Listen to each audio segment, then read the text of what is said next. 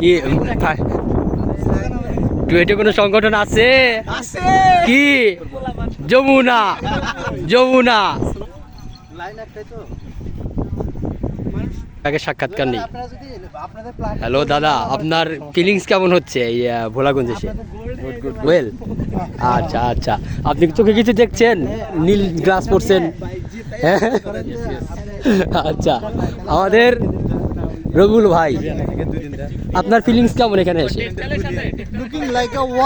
Wow, চারদিকে শুধু wow wow, চারদিকে কিছু নাই, বালি আর বালি, মরুভূমি। আচ্ছা,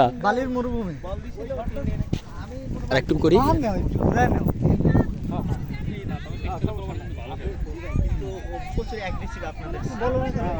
কি বলবো ভাই, কিচ্ছু বলবো না, একটা কথাও বলবো না।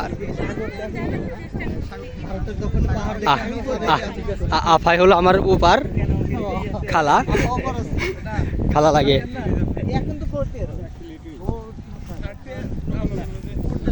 ভাই আপনার অনুভূতি শেয়ার করেন একটু, 20 সেকেন্ড, বেশি সময় দেওয়া যাবে না যেহেতু একদিন পরে। আচ্ছা, মানে খুব ভালো লাগতেছে আর কি। আচ্ছা আচ্ছা, অনেক ভালো আর কি। আচ্ছা, আপনি কিছু বলেন ভাই।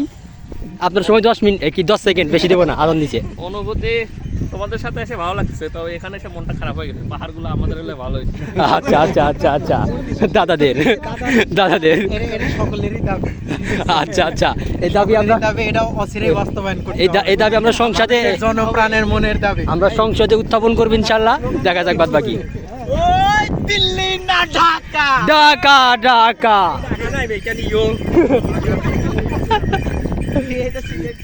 হ্যাঁ।